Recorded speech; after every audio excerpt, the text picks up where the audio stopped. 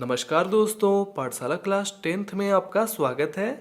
दोस्तों, आज हम लोग कक्षा 10वीं की द्विघात समीकरण से प्रश्नावली 4.1 को हल करेंगे। देखिए, द्विघात समीकरण शुरू करने से पहले इसके नाम पर ध्यान दीजिए। इसका नाम है द्विघात समीकरण। द्विघात समीकरण का मतलब क्या होता है? देखिए, द्विघात आपने बहुपद तो पढ़ा होगा। बहुपद में हमने आपको पढ़ाया था कि द्विघात बहुपद उसे कहते हैं जो x की घात 2 हो या फिर x की घात 2 प्लस x प्लस 1 हो, ठीक है, या फिर x की घात 2 प्लस 1। इस तरह की बहुपद को हम लोग द्विघात बहुपद कहते हैं, ठीक है।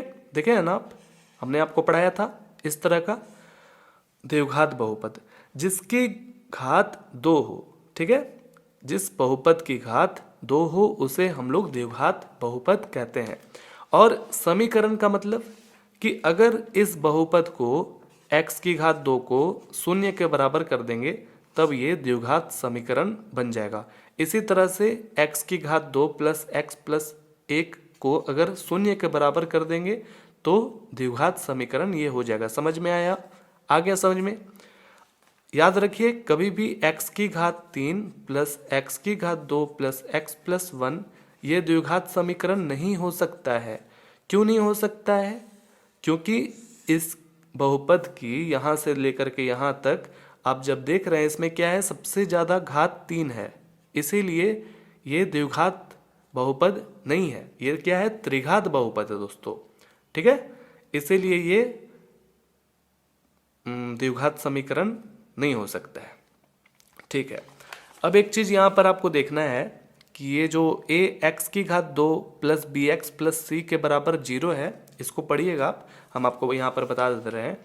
देखिए, द्विघात समीकरण लिखने के लिए जो है किस तरीके से लिखा जाता है, a x की घात 2 प्लस बी एक्स प्लस सी के बराबर 0 लिखा जाता है, ठीक है। और एक शर्त ये दिया जाता है कि a जो है ना वो 0 के बराबर नहीं होना चाहिए। a जो है वो 0 के बराबर नहीं होना चाहिए, ये है नियम। क्यों? जब a ही 0 हो जाएगा तो ये तो पूरा कहानी खत्म हो जाएगा। देखिए, आप b के जगह पर 0 लिख सकते हैं बिल्कुल, और c के जगह पर भी 0 लिख सकते हैं, कोई दिक्कत नहीं है, ये चलेगा, जायज़ है। लेकिन a के जगह पर 0 नहीं होना चाहिए, ठीक है। आप ही सोचिए कि अगर हम 0 गुना x की घात 2 करेंगे तो ये तो चलिए 0 के बराबर तो आएगा ही, तो क्या ये द्विघात बहुपद रहेगा? नहीं ना रहेगा, क्योंकि 0 से गुना करेंगे तो ये 0 हो जाएगा, ठीक है। इसीलिए ये द्विघात बहुपद नहीं रहेगा, ठीक है। द्विघात बहुपद रहने के लिए यहाँ पर x की घात 2 कम से कम रहना ही चाहिए। a के जगह पर हम 1 लिख सकते हैं, 2 लिख सकते हैं, 3 लिख सकते हैं, ये सब लिख सकते हैं, -1 भी लिख सकते हैं, -2 भी लिख सकते हैं, लेकिन शून्य नहीं रख सकते हैं। अगर यहाँ शून्य रख देंगे तो ये इसके साथ गुना होकर के कहानी खत्म हो जाएगा, यानी कि 0 हो जाएगा दोस्तों। इसीलिए a के जगह पर आपको 0 नहीं लिखना है, ठीक है। समझ में आ गया? आ गया समझ में? बस अब देखिए, यहाँ पर भूमिका में ये आप अपने से पढ़िएगा, ठीक है। भूमिका जरूर से पढ़ना चाहिए, इससे आपका दिमाग तेज होगा। पढ़िए, ठीक है। और हम यहाँ पर प्रश्नावली 4.1 को हल करेंगे ना, तो कुछ कुछ बेसिक चीज भी बताते जाएंगे। देखिए, कह रहा है कि जांच कीजिए कि क्या निम्न द्विघात समीकरण है। 1 से लेकर के 8 सवाल तक आपको ये हल करना है। हल करके जांच करना है कि क्या दिया हुआ जितना भी 8 सवाल है इनमें से कौन कौन द्विघात समीकरण है और कौन नहीं है, आपको बताना है। तो चलिए हम इसको बना बना करके दिखाते हैं और आपको समझाते हैं, ठीक है। देखिए, फर्स्ट क्वेश्चन जो कह रहा है, ये कह रहा है कि x प्लस 1 का पूरा होल स्क्वायर है, यानी कि घात कितना उसका 2 है, ठीक है। और 2 गुना, यानी कि 2 को बाहर रखा गया है, उभयनिष्ठ बाहर रखा गया है, और 2 से इसमें गुना कर सकते हैं, 2 से इसमें भी गुना कर सकते हैं। समझ में आया? देखिए दोस्तों, अब ये जो है हम लोग एक फार्मूला पढ़े हैं, ये फार्मूला को आप लिख लीजिए एक जगह। ये फार्मूला कहता है कि a प्लस बी का होल स्क्वायर, ये क्या है दोस्तों, मान लीजिए ये a है और ये b है, ठीक है। उसका होल स्क्वायर, इसका फार्मूला हम लोग क्लास 7th में पढ़े हैं। ये फार्मूला कहता है कि a square plus b square plus 2ab, ठीक है। देखिए यानी कि ये फार्मूला पर हमको इसको रख देना है। कैसे रखेंगे, हम इसको a मान लेते हैं और इसको b मान लेते हैं। कह रहा है कि a स्क्वायर करिए, यानी कि x का स्क्वायर हमको करने के लिए बोल रहा है, ठीक है।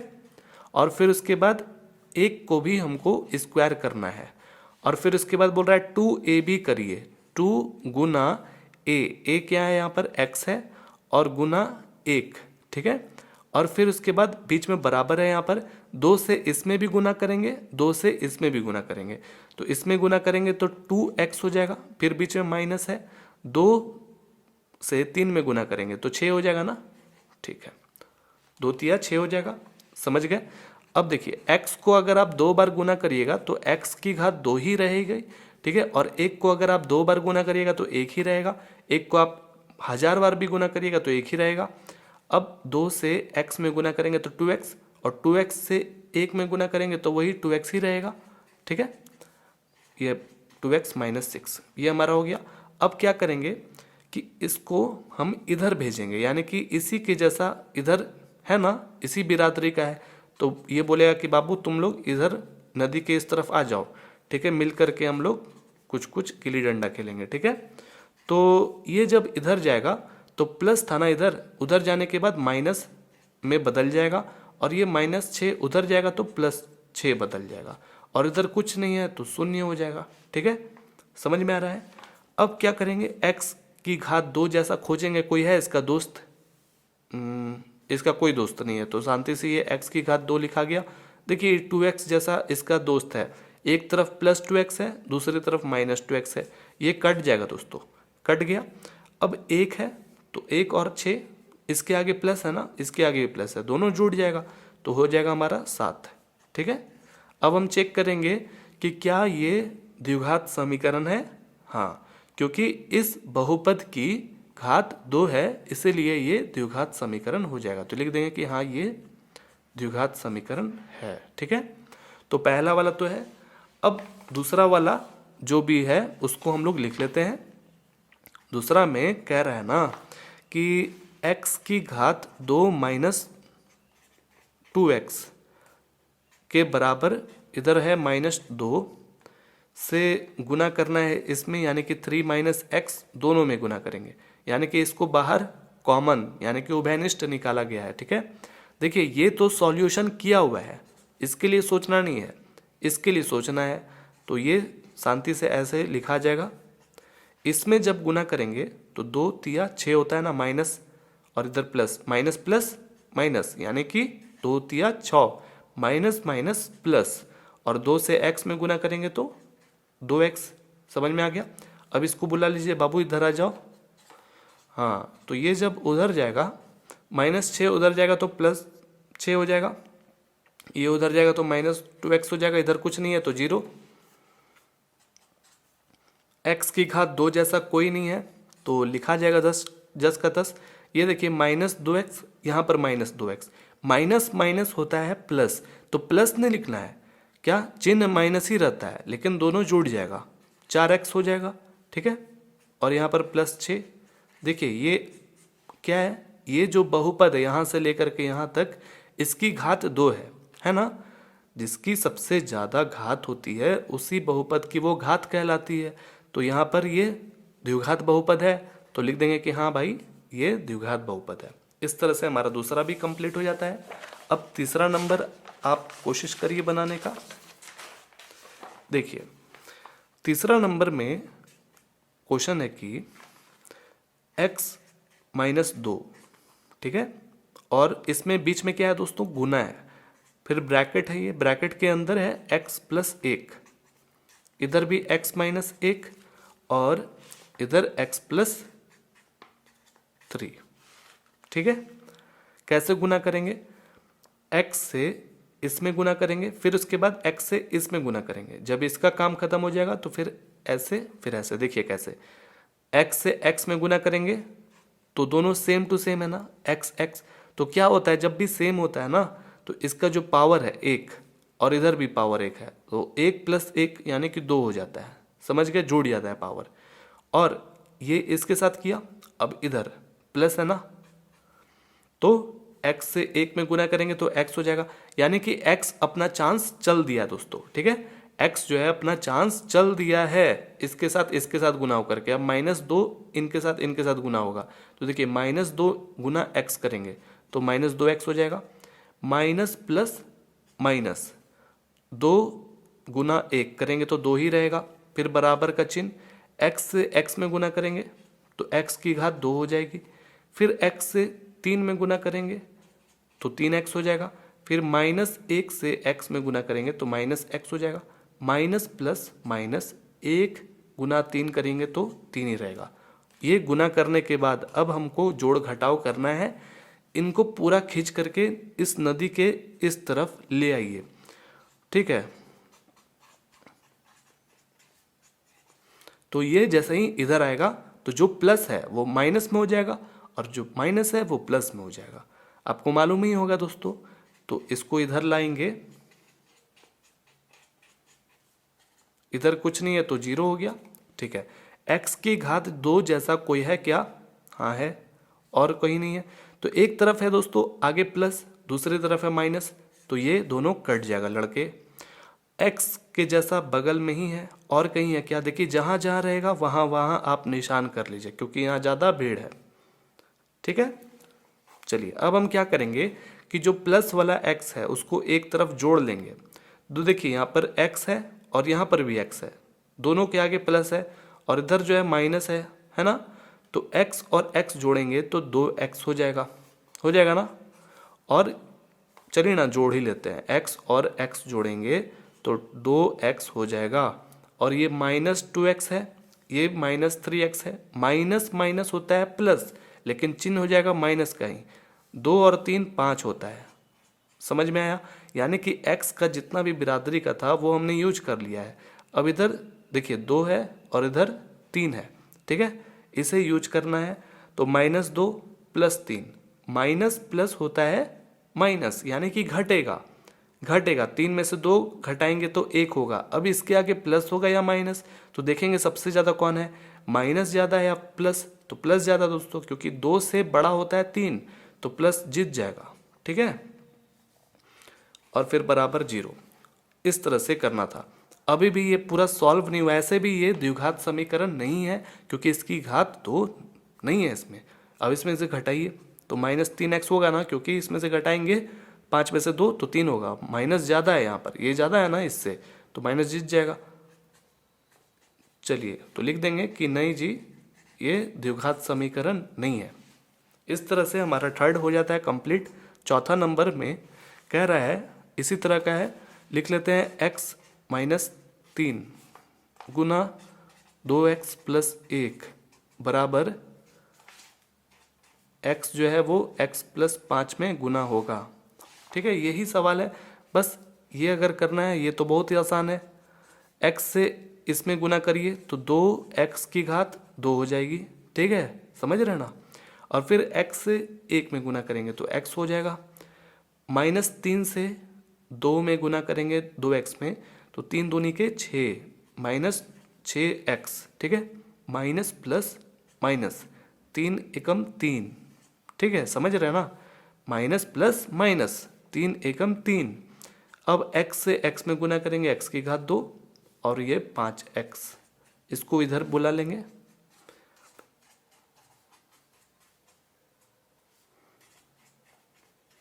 ये उधर जाएगा तो -x की घात 2, ये -5x, इधर कुछ नहीं तो 0, ठीक है। अब x की घात 2 जैसा कोई है? हाँ है, एक तरफ है प्लस दूसरी तरफ है माइनस, इसमें से घटाएंगे तो क्या होगा? देखिए इसके आगे 1 है छुपा हुआ है, तो 2 में से 1 घटाएंगे तो 1 होगा, और ये हमारा x की घात 2 हो जाएगा, यानी कि इसमें से इसको घटाएंगे तो x की घात 2 यूज हो चुका। अब देखिए ये +x है ना, यहाँ पर +x -6x, और ये देखिए यहाँ पर 3 जगह है। तो क्या करिए, इनको और इनको तो जोड़ना होगा, है ना। इस तरह से खाली x ऐसे लिख देते हैं, इनको जोड़ेंगे तो माइनस का तो चिन्ह रहेगा ही, 6 और 5 11 हो जाएगा, ठीक है। और ये -3, ये है द्विघात समीकरण क्योंकि यहाँ पर है। अब इसको भी कर लीजिए दोस्तों, प्लस माइनस माइनस, माइनस ज़्यादा है तो माइनस जीत जाएगा, 11 में से 1 घटाएंगे तो 10 हो जाएगा। तो लिख देंगे कि हाँ ये जो दिया हुआ सवाल है ये द्विघात समीकरण है। आगे समझ में दोस्तों। चलिए अब आगे बढ़ते हैं। अगला क्वेश्चन 5वां नंबर। 5वां नंबर में कह रहा है कि 2x माइनस 1 गुना x माइनस 3 के बराबर x प्लस 5 गुना x माइनस 1। ऐसा ही जैसे हम लोग बनाते आ रहे हैं वैसे ही गुना करना है। 2x से x में गुना करेंगे तो 2x की घात 2 हो जाएगी। फिर ये देखिए माइनस है ना, 2 तिया 6, फिर x, यानी कि ये काम कर चुका है इनके साथ। अब इनकी बारी, इनके साथ गुना करेंगे तो minus x, minus minus plus 1 गुना 3 करेंगे तो 3 हो जाएगा। x से x में गुना करेंगे तो x की घात 2, फिर x से 1 में गुना करेंगे तो माइनस x। ठीक है, ये अपना काम कर चुका। अब इनके साथ प्लस x गुना x तो plus 5x, plus minus minus 5 गुना 1 5। ठीक है, अब इन सारे को यानी कि इक्वल टू के बराबर के नदी के पार उस तरफ आ जाओ बाबू जल्दी।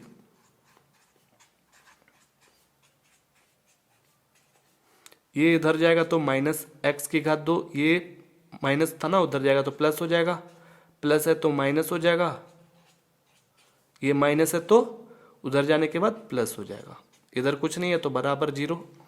अब x की घात 2 जैसा यहाँ पर है ना, 2 जगह है तो 2 में से 1 घटाना होगा। समझ रहे हैं ना, यहाँ पर क्या है माइनस है, इसके आगे प्लस है, घटेगा ना, तो इसमें से घटाइए, अभी तुरंत बताए थे x की घात 2 हो जाएगा। अब देखिए ये चीज़ क्या है, जुटेगा, यानी कि ये जो x वाला पार्टी है इसको आप आइडेंटिफाइड करिए, पहचानिए। 4 जगह है, ध्यान दीजिए। अब क्या करिए, दोनों को ऐड कर सकते हैं और इसको भी कर सकते हैं साथ में। ध्यान दीजिए, इसको हम जोड़ देंगे, माइनस 7x हो जाएगा ना, और इसको घटाना पड़ेगा क्योंकि प्लस है और ये माइनस है, घटेगा तो 5 में से 1 घटाएंगे तो 4 होगा। बड़ा कौन है, ये माइनस वाला पार्टी है तो माइनस जीत जाएगा, माइनस 4x हो जाएगा। ठीक है, अब देखिए ये 3 बच गया है और कहाँ बच रहा है 5, इसके आगे प्लस है, जुट करके 8 हो जाएगा। अब इनको जो भी हो रहा है इसके साथ कर लीजिए, माइनस माइनस प्लस होता है यानी कि जुटेगा, लेकिन माइनस का चिन्ह रह जाएगा। 7 4 11x प्लस 8 के बराबर 0। ठीक है, तो ये भाई क्या है, द्विघात समीकरण है क्योंकि इस बहुपद की घात कितनी है, 2 है, इसीलिए। चलिए अब आगे बढ़ते हैं 6ठे नंबर सवाल की ओर। 6ठा नंबर में ये है, क्वेश्चन लिख रहे हैं, कह रहा है ना कि x की घात 2 प्लस 3x प्लस 1 के बराबर x माइनस 2 की घात 2 है। ठीक है, ये है सवाल। देखिए ये तो बना हुआ है, इसमें कोई मेहनत नहीं करना है, इसमें करना है अगर आप a प्लस बी का, जैसे हम आपको शुरू में फर्स्ट क्वेश्चन में बताए थे कि a प्लस बी का होल स्क्वायर वाला फार्मूला अगर आप जानते हैं तो a माइनस बी भी जान जाइएगा, कोई बड़ा चीज़ नहीं है। ठीक है, आप इसी के हिसाब से बनाइएगा, देखिए सही आ जाएगा। ठीक है, a माइनस बी का होल स्क्वायर का फार्मूला क्या होता है, ए स्क्वायर प्लस बी स्क्वायर, बस यहाँ पर प्लस ना रह करके -2ab रहता है, लिख लीजिए एक जगह। चलिए लिखते हैं यहाँ पर x की घात 2 प्लस 3x प्लस 1, हम इसी के हिसाब से बनाएंगे। हम मान लेंगे कि ये a है और ये b है, तो बोलता है कि x की घात 2 करिए। ठीक है, और फिर बीच में प्लस दीजिए, ये पूरा इकट्ठा ले लीजिए यानी कि -2 पूरा इकट्ठा ले लीजिए। ठीक है, और फिर यहाँ पर बीच में प्लस ही दीजिए। अब 2a की जगह पर x है और b की जगह पर पूरा ये -2 है।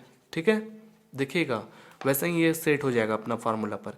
तो जैसे है ऊपर लिख दीजिए, x को 2 बार गुना करेंगे तो x की घात 2 ही रहेगी। अब देखिए -2 को आप 2 बार गुना करिएगा तो क्या होगा, माइनस माइनस गुना होगा तो प्लस हो जाएगा, प्लस हो जाएगा, यानी कि माइनस खत्म हो जाएगा दोस्तों, माइनस खत्म हो जाएगा। और 2 गुना 2 करेंगे तो 4 हो जाएगा, यानी कि +4 हो गया। समझ गए, समझ गए। अब यहाँ पर प्लस माइनस क्या हो जाएगा, माइनस हो जाएगा ना, गुना करेंगे तो प्लस माइनस माइनस हो जाएगा। 2 दूनी के 4 और 4x हो जाएगा ये, ठीक है। बस हो गया, कुछ ज़्यादा दिमाग नहीं लगाना था। इसको इधर बुला लीजिए, ये उधर जाएगा तो -x⁻2 -4 +4x, इधर कुछ नहीं है तो 0। x⁻2 जैसा कोई है, हाँ ये है, एक तरफ प्लस है दूसरी तरफ माइनस है, कट जाएगा। अब ये 3x है, 3x जैसा कोई है, ये देखिए दोनों के आगे प्लस है, दोनों के आगे प्लस है तो जुड़ जाएगा, 7x हो जाएगा। अब देखिए एक, ये -4 घटेगा ना, प्लस माइनस क्या होता है, घटेगा। 4 में से 1 घटाएंगे तो 3, बड़ा कौन है, ज़्यादा कौन है, माइनस है, जीत जाएगा माइनस। तो ये द्विघात बहुपद नहीं है, नहीं ना है, तो इसीलिए ये द्विघात समीकरण नहीं होगा, नहीं है जी, क्योंकि इसमें घात हमारा 2 नहीं है, कितना है इसमें घात, 1 है, इसीलिए। चलिए इस तरह से हमारा छठा नंबर भी कंप्लीट हो जाता है। सातवां नंबर जो भी है उसको भी लिख लेते हैं। सातवां नंबर में कह रहा है ना कि x+2 की घात कितनी है दोस्तों, यहाँ पर अब 3 है। देखिए बहुत ही आसान सा इसका सूत्र होता है, हम आपको बताएंगे। x⁻2 - 1, देखिए ये तो बहुत ही आसान है, बस इसमें थोड़ा सा आपको समझना है। हम आपको यहाँ पर फॉर्मूला लिख करके समझा रहे हैं, आप एक जगह लिख लीजिए। जैसे a+b की घात अगर 3 रहेगी तो इसका फॉर्मूला क्या होता है, इसका सूत्र क्या होता है, लिख लीजिए।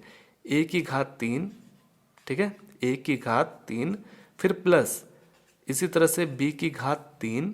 अब यहाँ से समझिएगा, यहाँ पर क्या होता है, 3 a⁻2 गुना b, ठीक है, 3 a⁻2 गुना b, और फिर प्लस 3, फिर इसके बाद a।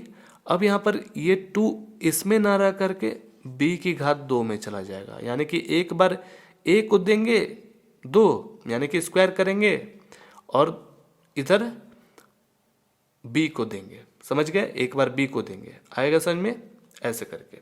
अब आप सवालों को बनाइएगा तो ज़्यादा समझ में आएगा। तो बोल रहा है कि ये मान लीजिए a है और ये b है, ठीक है, तो x⁻3 करने के लिए बोल रहा है, कर लेंगे। फिर बीच में प्लस है, b के जगह पर यहाँ पर क्या है, 2, तो 2 को आप 3 बार गुना करना है, कर लेंगे आराम से। पहले फॉर्मूला पर सेट कर लीजिए, 3 लिखिए, और a के जगह पर क्या है दोस्तों, x है ना, तो x की घात यहाँ पर कितनी बोल रहा है, 2 करने के लिए बोल रहा है, और b के जगह पर 2 है। इनके बीच में क्या है, गुना है, याद रखिएगा गुना है, इसके बीच में तीनों के बीच में गुना है, ठीक है। फिर यहाँ पर प्लस लिखिए, 3 गुना करिए, a के जगह पर क्या है, x है, और b के जगह पर 2 है, तो 2 को 2 बार गुना करना है, ठीक है। चलिए यहाँ तक समझ में आया। अब यहाँ पर क्या बोल रहा है, बराबर, तो यहाँ जगह ना होने के कारण यहाँ पर लिख रहे हैं, आप अपने कॉपी में लिख लीजिएगा। तो यहाँ जो भी चीज़ लिखा हुआ है, अब हम इसको इसमें गुना करने जा रहे हैं। तो जैसे ही इसमें गुना करने जाइएगा, यानी कि इसकी घात कितना है, 1 है, इसमें x में जब गुना करने जाइएगा तो 1 और 2 जुट करके 3 हो जाएगा, याद रखिएगा, ठीक है। जब भी x और ये x गुना होता है तो इसका जो भी घात रहता है ना, वो आपस में जुड़ जाता है, ठीक है, ऐड हो जाता है। तो अब इधर देखिए माइनस है, तो इससे इसमें गुना करेंगे तो एकदम सेम टू सेम जो था वही हो जाएगा, आगे समझ में। अब इधर देखिए, x को अगर आप 3 बार गुना करिएगा तो x की घात 3 ही रहेगी। 2 को 3 बार गुना करेंगे, 2 दूनी के 4, 4 दूनी के 8, ठीक है। अब इधर देखिए 3 दूनी के 6 हो गया, और x की घात 2, x की घात 2 ही रहेगी, ठीक है। अब इधर देखिए 2 दूनी के 4 होगा ही, और 4 गुना 3 12, और फिर यहाँ पर मात्र x बच गया। अब यहाँ पर 2x की घात 3 - 2x, ठीक है, इस तरीके से। अब इनको इधर बुलाएंगे, तो जैसे ये लिखा हुआ है एकदम वैसे लिख दीजिए। इसको इधर भेजेंगे तो -2x³ हो जाएगा, और इसको उधर भेजेंगे तो +2x हो जाएगा। इधर कुछ नहीं है तो 0, ठीक है। अब x³ जैसा कोई है? हाँ है, यहाँ पर, यानी कि एक तरफ है प्लस, दूसरी तरफ है माइनस, यानी कि घटेगा। 2 में से 1 घटाएंगे तो 1 होगा। ज़्यादा कौन है? ज़्यादा ये है, तो माइनस जीत जाएगा ना। समझ में आया? अब x² यहाँ पर है, और x² जैसा आपको ये तो है नहीं, तो ये लिख दीजिए 6x²। अब बात आता है उसके कम, यानी कि x वाले पार्टी में। ये देखिए x का पार्टी यहाँ है और x का पार्टी यहाँ पर है, इसके आगे प्लस है, दोनों जुड़ जाएगा, यानी कि 14x हो जाएगा। ठीक है, समझ रहे हैं ना?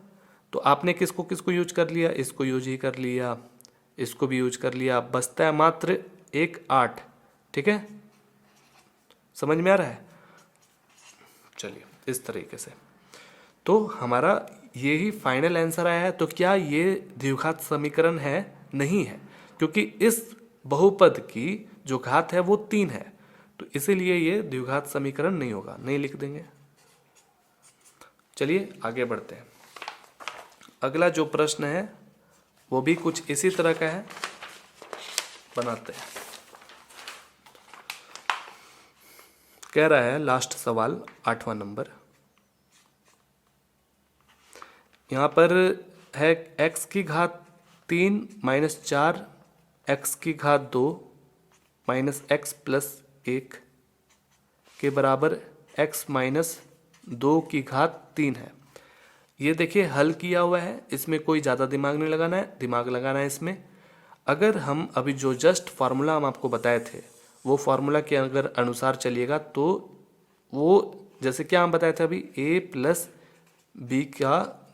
बताया था ना। इसमें ये बताया था कि a³ होता है b³ plus 3a² plus 3ab²। अगर इस पर आप चलते हैं तो माइनस का भी निकल जाएगा। देखिए कैसे, ये जस का तस आप लिख दीजिए x³ - 4x² -x+1। अब यहाँ से हम फॉर्मूला बैठाने जा रहे हैं। इसको हम मान ले रहे हैं कि a है और इसको मान ले रहे हैं b है। तो बोल रहा है कि x³ करिए प्लस, अब जो भी है यहाँ पर क्या है, -2³ आपको करनी है। फिर आपने किया ना यहाँ तक, प्लस लिखा 3a² 3a² यानी कि x²। फिर b के जगह पर क्या है, -2 है। इतना तक आपने कर लिया। अब इसके आगे प्लस करिए। फिर बोल रहा है 3 गुना a कितना है, x, और b कितना है, -2² करने के लिए। बस बस बस, ये अगर आपने कर लिया तो आप आगे भी मैथ जीत जाइएगा। ये जस्ट लिख दीजिए। देखिए x को 3 बार गुना करेंगे तो x³ ही रहेगी। यहां पर ध्यान दीजिए, -2 को आप कितना बार गुना करिएगा, हम आपको दिखा रहे हैं। ऐसे है आसान बहुत, -2 गुना -2 गुना -2। ठीक है, यहाँ पर बोल रहे हैं ना कि -2 को 3 बार गुना करने के लिए पहले तो ये माइनस माइनस क्या हो जाएगा दोस्तों, प्लस हो जाएगा।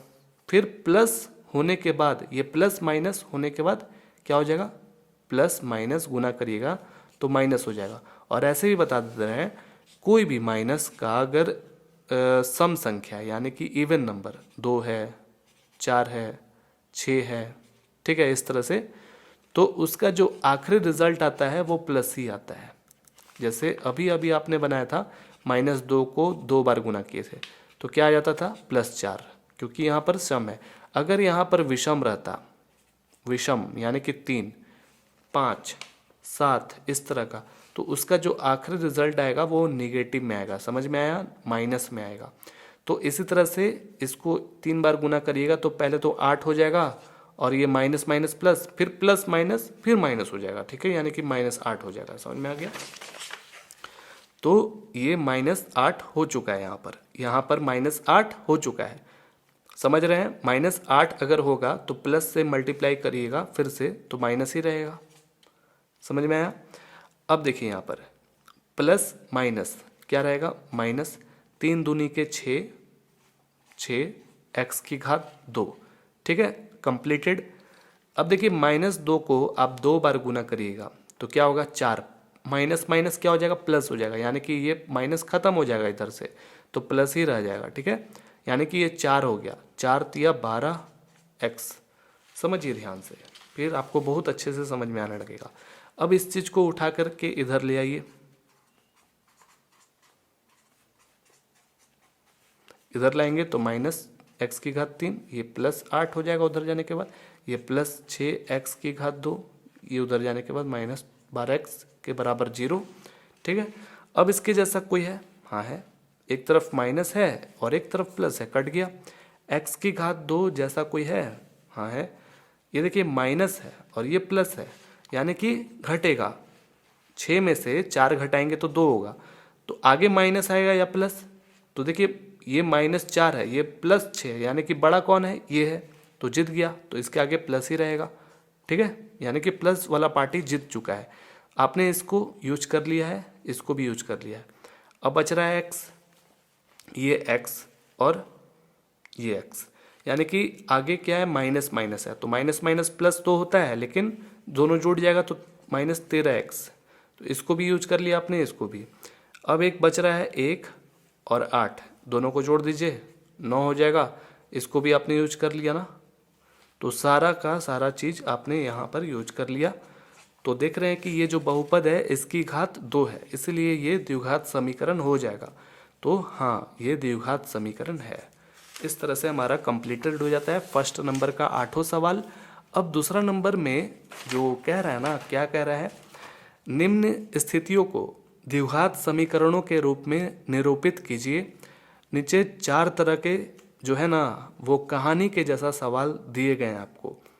कह रहा है कि एक आयताकार भूखंड का क्षेत्रफल 528 मीटर स्क्वायर है। आयताकार जानते हैं, जैसे मान लीजिए आयताकार कैसा होता है, इस तरह का होता है। ठीक है, प्लेग्राउंड, क्रिकेट खेलते होंगे, फुटबॉल खेलते होंगे, इस तरह का, जिसका लंबाई और चौड़ाई अलग अलग होता है। ठीक है, लंबाई और चौड़ाई अलग अलग होता है। तो ये आयताकार क्या है, भूखंड है, जिसका 528 मीटर स्क्वायर एरिया है। ठीक है, क्षेत्रफल है। समझ में आया? अब बोल रहा है ना कि क्षेत्र की लंबाई, ध्यान से सुनिएगा, क्षेत्र की यानी कि इस क्षेत्र की लंबाई क्या है, मीटर में दिया गया है। क्षेत्र की लंबाई चौड़ाई के दोगुने यानी कि 2 गुने से 1 अधिक है। नहीं समझ में आया? ये सबसे मेन पॉइंट बोला दोस्तों। कह रहा है ना कि इस क्षेत्र की जो लंबाई है वो चौड़ाई से 2 गुने से 1 अधिक है। यानी कि साफ भाषा में कहना चाह रहा है कि लंबाई तभी बराबर होगा जब 2 गुना करेंगे चौड़ाई से और उसमें 1 जोड़ देंगे, तभी लंबाई के बराबर हो सकता है। समझ में आया? क्या कह रहा था, क्षेत्र की लंबाई चौड़ाई से 2 गुनी से 1 अधिक है। अब आ गया समझ में? हमको अब उम्मीद है कि आपको समझ में आ गया होगा। ठीक है, तो अब कह रहा है कि हमें भूखंड की लंबाई और चौड़ाई ज्ञात करनी है। ठीक है, हमें इस भूखंड की लंबाई और चौड़ाई कितनी है वही बताना आपको। ऐसे समझिए कि अगर ऐसे भी समझ ले दोस्तों, होगा या नहीं होगा ये पता नहीं हमको, लेकिन बता रहे हैं। अगर इसका है 37 मीटर, मान लेते हैं कि इसका लंबाई 37 मीटर है, तो चौड़ाई कितना होगा? तो भाई 37 मीटर के बराबर 2 गुना अगर हम 18 + 1 यानी कि इधर 36 हो जाएगा ना, 36 में 1 जोड़ देंगे तो 37 हो जाएगा। तो इसका मतलब b हमको मालूम, ऐसे चल जाएगा। समझ रहे हैं बात को? अगर हमको लंबाई मालूम चल जाता है तो ऑटोमेटिक चौड़ाई भी मालूम चल जाएगा, और अगर हमको चौड़ाई मालूम चल जाता है तो ऑटोमेटिक लंबाई भी मालूम चल जाएगा। जो दिया हुआ है प्रश्न के अनुसार उसके हिसाब से। लेकिन मेन क्या दिक्कत है, ना ही हमें लंबाई मालूम है ना ही चौड़ाई, तो इसीलिए हम दोनों में से कोई एक को थोड़ी देर के लिए x मान लेते हैं। ठीक है, तो चलिए यहाँ पर हम लिखते हैं। सबसे पहले हम क्या करते हैं कि माना कि चौड़ाई को x मान लेते हैं। ठीक है, x मीटर भी लिख सकते थे, लेकिन चलिए x ही लिख देते हैं। तो भाई साहब जब चौड़ाई x है तो लंबाई कितना होगा, लंबाई भी हमको पता चल जाएगा। तो लंबाई जो है वो कितना हो जाएगा दोस्तों, 2 गुना, बोला ना 2 गुना x प्लस 1। ठीक है, ऐसा ही ना था कि नहीं ऐसा, यानी कि 37 में क्या करेंगे, देखिए इसको हम 2 गुना 18 में 1 जोड़ेंगे, यानी कि है ना वही चीज़ है ना 18, यहाँ पर भी 18, तो 37 हो जाएगा ना। और 37 के बराबर 37 होता ही है, समझ रहे हैं ना बात को। ऐसे भी समझिए, क्वेश्चन में क्या लिखा हुआ था, 2 गुना चौड़ाई से 1 अधिक है। ठीक है, तो चौड़ाई हमारा x है तो लिख दिए 2 गुना चौड़ाई से 1 अधिक है, तो यहाँ साफ भाषा में लिख दीजिए भाई 2x प्लस 1, ये हमारा लंबाई हुआ। समझ रहे हैं, बहुत ही आसान है दोस्तों, दिमाग लगाइए, बहुत ही आसान है। और जो हमारे पास यहाँ दिया हुआ है भूखंड की क्षेत्रफल, ये काम में आएगी। ठीक है, कैसे काम में आएगी, क्योंकि हम लोग जानते हैं कि भूखंड की क्षेत्रफल क्या होती है, लेंथ इनटू यानी कि लंबाई गुना चौड़ाई होती है, लंबाई गुना चौड़ाई। तो यहाँ लिख देंगे भूखंड की क्षेत्रफल यहाँ दिया हुआ है 528 मीटर स्क्वायर। ठीक है, और भूखंड की क्षेत्रफल जो है ना, हम लोग पढ़े हैं कि लंबाई गुना चौड़ाई होता है कि नहीं। और लंबाई को यहाँ पर आपने क्या मान रखा है, 2x प्लस 1, और b के जगह पर यानी कि चौड़ाई के जगह पर आपने x मान रखा है। ये भी याद रखिए दोस्तों, आपको ये ब्रैकेट में लिखना है। अगर आप ब्रैकेट में नहीं लिखिएगा तो, अगर आप सोचिए ब्रैकेट में नहीं लिखते तो ऐसा लगता कि x जो है ना सिर्फ 1 से गुना हो रहा है, x यानी कि शामिल सिर्फ 1 में है, जबकि ऐसा तो है नहीं। x जो है यानी कि इन पदों में यानी कि 1 में भी गुना होगा और 2x में भी होगा। तो याद रखिए, कभी भी 2 पद या 2 से ज़्यादा पद आता है गुना होने के लिए तो आपको ब्रैकेट का यूज करना एकदम ज़्यादा ज़रूरी है। ठीक है, आपका क्वेश्चन कभी भी आंसर गलत नहीं होगा। ठीक है, समझ में आया, तो ब्रैकेट का यूज जरूर करिएगा। तो लेंथ के यानी कि लंबाई के जगह पर आपने ये लिख दिया और चौड़ाई की जगह पर ये लिख दिया, वो बराबर कितना है 528 के। आया समझ में। अब क्या करना है, x से इसमें गुना कर दीजिए, जैसे हम लोग कर रहे थे पहले। तो x से इसमें गुना करेंगे तो 2x की घात 2 हो जाएगी और ये x हो जाएगा। ठीक है, 528। अब यहाँ पर आपको क्या करना है दोस्तों, इसको इधर बुला लेना है। तो जैसे ही बुलाइएगा ये माइनस में हो जाएगा, इधर कुछ नहीं है तो 0। तो यही चाहिए था हमको यही चाहिए था, यही हमारा द्विघात समीकरण है। आगे समझ में आ गया। चलिए दोस्तों अब आगे बढ़ते हैं।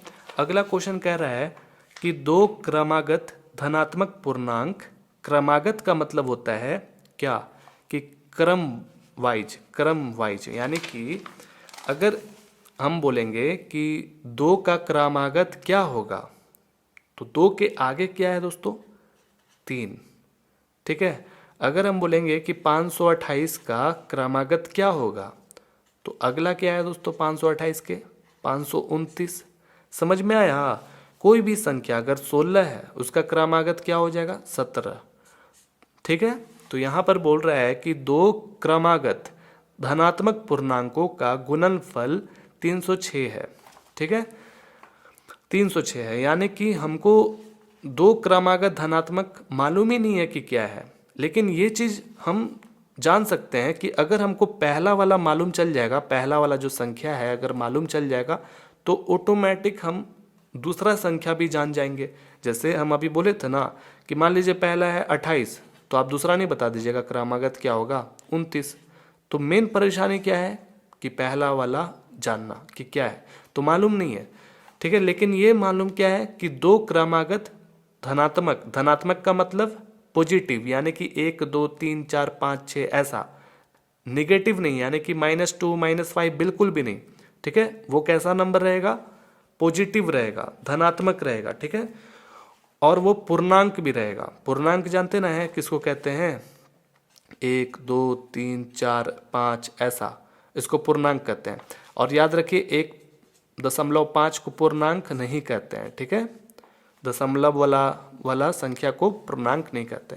तो बोल रहा है कि दो धनात्मक पूर्णांक को जब गुना करेंगे आपस में तो वो 306 के बराबर होगा। हमें पूर्णांकों को ज्ञात करना है, ठीक है। तो चलिए क्या करते हैं, पहला वाला जो है ना, जो हमको मालूम नहीं है उसको कुछ मान लेते हैं। तो यहाँ पर दूसरा में लिखेंगे कि माना कि पहला धनात्मक पूर्णांक क्या है, x मान लेते हैं दोस्तों। तो x जब पहला होगा तो दूसरा भी तो निकल जाएगा, दूसरा धनात्मक पूर्णांक क्या होगा दोस्तों, जब ये x है तो उसमें 1 जोड़ दीजिए, x + 1 हो जाएगा। समझ रहे हैं ना, अगर 5 रहता है यहाँ पर तो 5 का अगला क्या होता है 6। तो कैसे किया आपने, उसमें 5 + 1 किया तब ना 6 हुआ। तो ये समझ में आया, तो दूसरा भी आपको मालूम चल जाएगा। अब यहाँ पर प्रश्न के अनुसार क्या कहा गया है कि दोनों का गुणनफल 306 के बराबर है।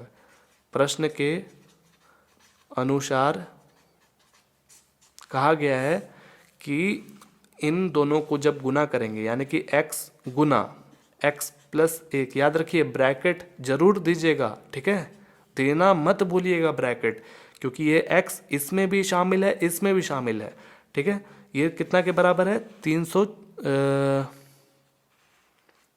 कहाँ गया, 306 के बराबर है, ठीक है, 306 के बराबर है। अब देखिए गुना कर लीजिए, x से x में गुना करेंगे तो x की घात 2 हो जाएगी, इसमें x हो जाएगा, ठीक है।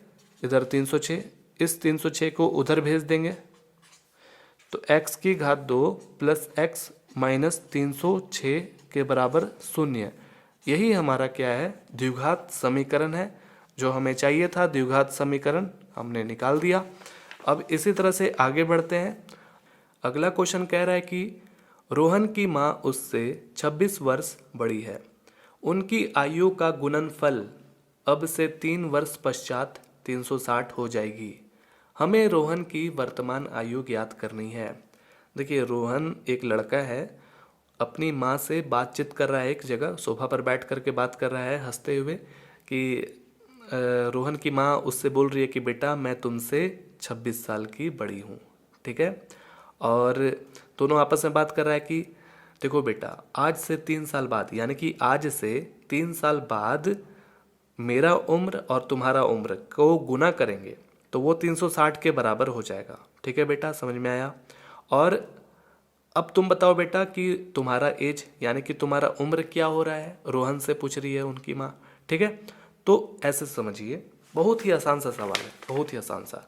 जैसे मान लेते हैं कि रोहन का आज के समय में थोड़ी देर के लिए मान लेते हैं कि 3 साल हो रहा है, ठीक है। और हम ये भी जानते हैं कि उनकी माँ उससे 26 साल की बड़ी है, तो उसकी माँ का एज क्या होगा। अगर 26 जोड़ देंगे रोहन का एज और उनकी माँ का एज तो वो 29 साल की, यानी कि नहीं आ रहा समझ में, यानी कि रोहन की माँ रोहन से 26 साल की बड़ी है, तो रोहन की माँ का एज कितना हो गया 29 साल। समझ में आया। अगर आज के समय में रोहन का उम्र 13 साल है तो उनकी माँ कितनी साल की होगी 39। समझ में आया, ये चीज़ है। और बोल रहा है कि आज से 3 साल बाद, ठीक है, जितना भी उम्र है हमको मालूम नहीं है, उन दोनों का जो उम्र है उसको गुना करेंगे तो वो 360 के बराबर हो जाएगा। तो मेन चीज कहाँ मामला फंस रहा है? मामला फंस रहा है कि रोहन का आज के समय में उम्र कितना है वो हमको मालूम नहीं है। तो हम क्या करेंगे, उस जगह पर x ले लेंगे। ठीक है, तो चलिए इसको बनाते हैं। बहुत ही आसान सा सवाल है, दूसरा का तीसरा नंबर। तो सबसे पहले आज के जो समय है उसको ले लेते हैं, लिखते हैं माना कि रोहन की वर्तमान आयु x मान लेते हैं। ठीक है, तो जब आज के समय में रोहन का जो वर्तमान आयु है x है, तो उनकी मम्मी का क्या होगा? रोहन की माँ की वर्तमान आयु, उसमें आप 26 जोड़ दीजिए। 26 साल क्योंकि बड़ी है। हम आपको बताए थे ना कि अगर उसका उम्र 13 साल हो रहा है तो उसमें आप 26 जोड़ दीजिए, क्योंकि यहाँ पर बुक में कहा गया है कि 26 वर्ष बड़ी है। ठीक है, आगे समझ में ये चीज़। अब क्या बोल रहा है कि 3 साल बाद, यहाँ पर बातचीत किया गया है 3 वर्ष बाद का। ठीक है, 3 वर्ष बाद रोहन का जो उम्र है वो क्या रहेगा? सिंपल सा बात है, उसमें 3 जोड़ देंगे और इसमें भी 3 जोड़ देंगे, क्योंकि दोनों का उम्र साथ साथ ही ना बढ़ेगा। तो रोहन की आयु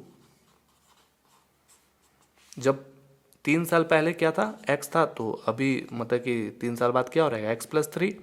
और इसी तरह से रोहन की माँ की आयु क्या रहेगा दोस्तों, इसमें आप 3 जोड़ दीजिए, 26 + 3 जो कि हो जाएगा x+29। ठीक है, समझ में आया? यानी कि मेन हमारा ये है।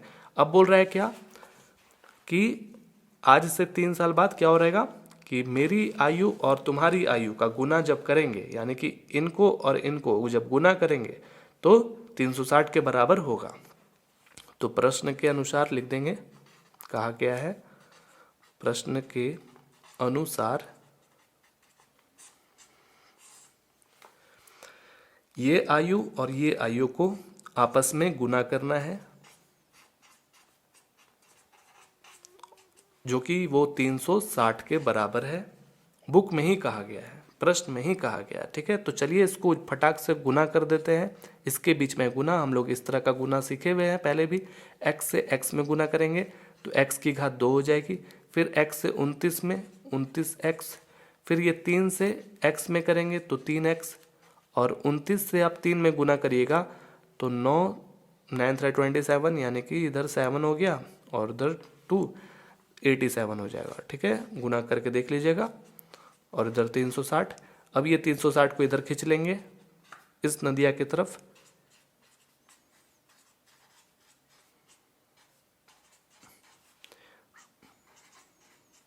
ये इधर आने के बाद -360 हो जाएगा बराबर 0।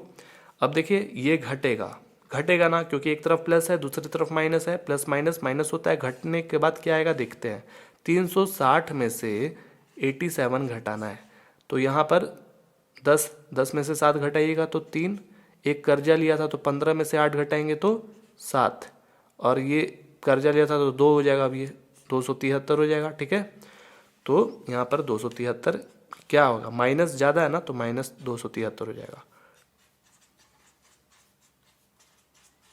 -273 के बराबर 0। अब देखिए इसको भी कर ही लेना चाहिए था, तो 29 और 3 कितना होता है दोस्तों, जोड़ना है ना, तो ये हो जाएगा हमारा 32x। चलिए हो गया, ये हमारा क्या है, द्विघात समीकरण है जो हमें निकालना था। उम्मीद है आपको समझ में आ गया होगा, यही चीज़ है। अब अगला जो सवाल है उसको देखिए। एक रेलगाड़ी 480 किलोमीटर की दूरी समान चाल से तय करती है।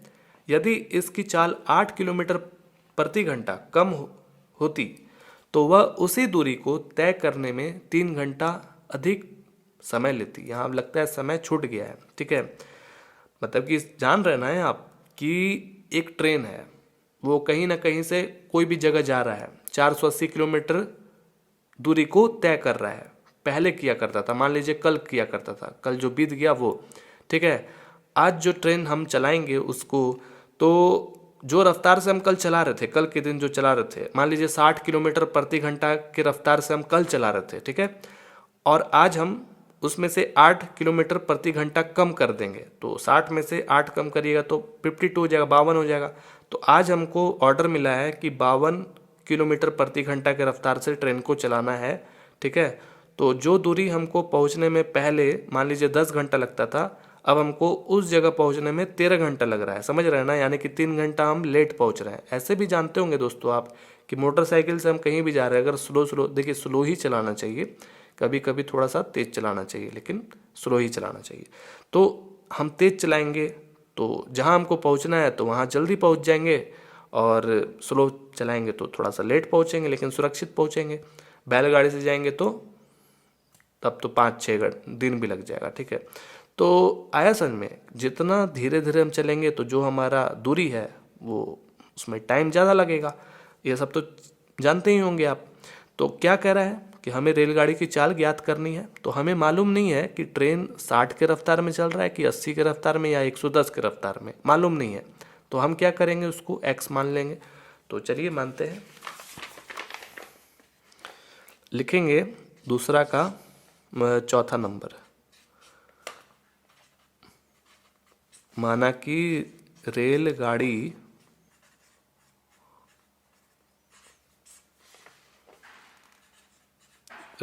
की चाल x किलोमीटर प्रति घंटा मान सकते हैं, लेकिन हम x लिख दिया, ठीक है। तो जो हमारा दूरी है दोस्तों, दूरी वो कितना है, 480 किलोमीटर है ना। देखिए आप विज्ञान में पढ़े होंगे, भौतिकी में बहुत ही इम्पोर्टेंट फार्मूला है कि अगर मान लीजिए हमको रांची जाना है, हमारे घर से मान लीजिए रांची 160 किलोमीटर है, हमको अगर रांची जाना है तो मान लीजिए वो बस में हम बैठे हैं और हमको 4 घंटा में रांची पहुंचा दिया है। 4 घंटा में हम घड़ी में देखे कि भाई 12 बजे दिन में निकले थे और हमको शाम में 4 बजे पहुंचा दिया, तो 4 घंटा का समय लगा 160 किलोमीटर दूरी को तय करने में। तो हम इससे ये जान जाएंगे कि बस जो है ना वो कितना के रफ्तार से चल रहा था, तो उसका समान गति जो है वो 40 हो जाएगा।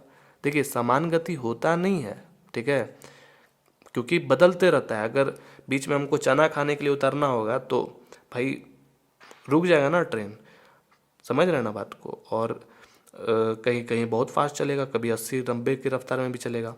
तो ओवरऑल उसको एवरेज बोला जाता है, एक समान चाल जो कि 40 से 4 में गुना करेंगे तो 160 हो जाएगा। ये क्या है, हमारा समय है, और ये गति है, चाल जिसको कहते हैं, ठीक है। और ये हमारा क्या है, दूरी है। तो ये फार्मूला तो आप जानते होंगे कि दूरी के बराबर क्या होता है, समय गुना चाल होता है, ठीक है। तो ये काम में हमको आने वाला है, तो ये कर लिए, ठीक है, समझ में आ रहा है।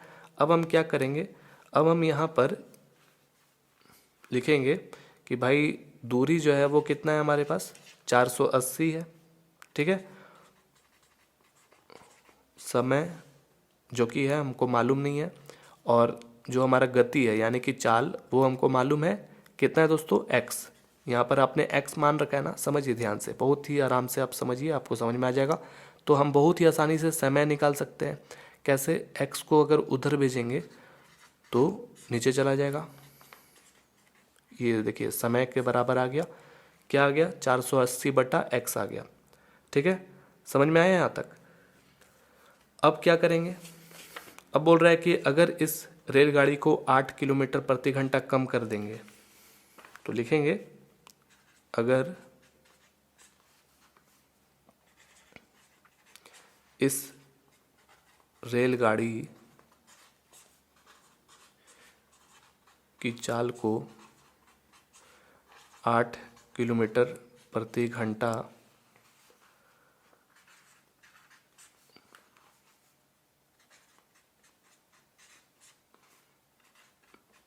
तो इसमें वही जो बुक में जो लिखा हुआ है वही लिख रहे हैं, सॉरी इसमें नहीं लिखते हैं, इसकी चाल क्या होगी, इसकी चाल क्या होगी। देखिए ध्यान दीजिए, यहाँ पर हम आपको रफ में समझा रहे हैं। देखिए पहले जो है मान लीजिए 60 के रफ्तार में चल रहा था, ठीक है। अब बोल रहा है कि 8 किलोमीटर कम करने के लिए, तो इसमें से हम 60 में से 8 कम करेंगे तो कितना होगा, 52 होगा ना। तो इसी में से हमको 8 कम करना पड़ेगा, यानी कि 480 बराबर समय जो था, और x में क्या करना होगा, हमको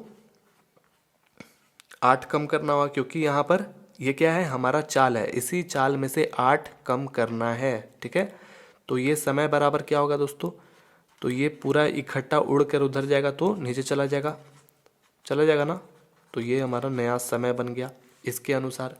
तो ये यहाँ पर जो हमारा समय है वो कितना निकलेगा, लिखेंगे इस जगह हमारा समय 480 बटा x माइनस 8 निकलेगा। ये हमारा नया वाला। तो अब क्या कह रहा है, ध्यान दीजिए। तो इसमें यानी कि दोनों में कितना का अंतर है, 3 घंटा का अंतर है, 3 घंटा का अंतर है। समझ में आया, इस तरीके से तो लिखेंगे कि भाई 480 बटा x माइनस 8, इसमें देखिए, इसमें से क्या करेंगे, इसको घटा देंगे, ठीक है, 480 बाई x, ठीक है। तो जब इसमें और इसमें घटाएंगे तो अंतर कितना निकलेगा, 3 घंटा का, ठीक है। अब यहाँ से अगर आप समझ गए तो आगे भी दिक्कत नहीं होने वाला है। अब देखिए ध्यान दीजिए क्या करेंगे, इसको इन दोनों को हम एलसीएम लेंगे, घटाएंगे। तो ऐसा मत करिएगा कि इससे इसमें गुना कर दीजिएगा तो x की घात 2 माइनस 8x हो जाएगा, ऐसा नहीं, फिर आपको एलसीएम निकालने में बड़ा दिक्कत होगा।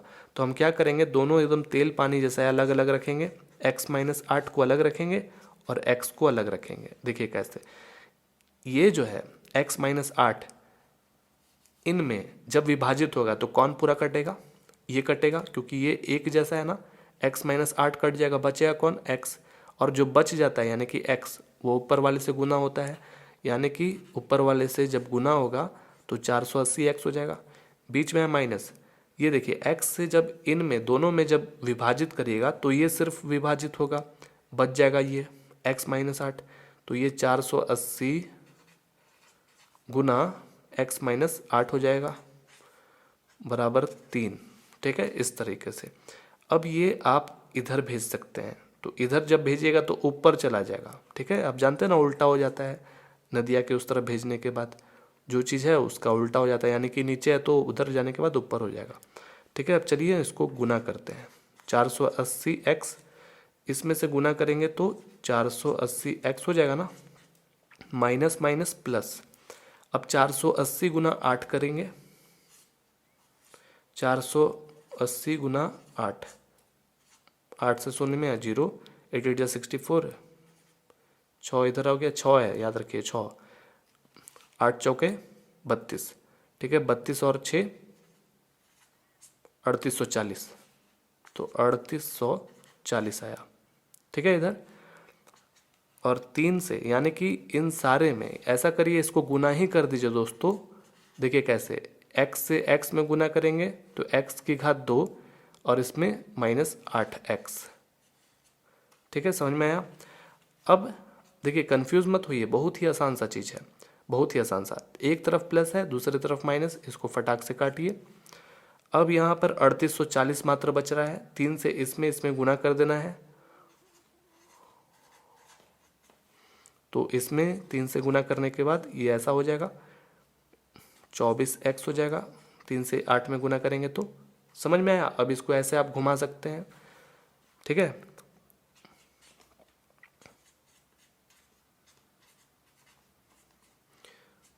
कर सकते हैं ना दोस्तों ऐसा।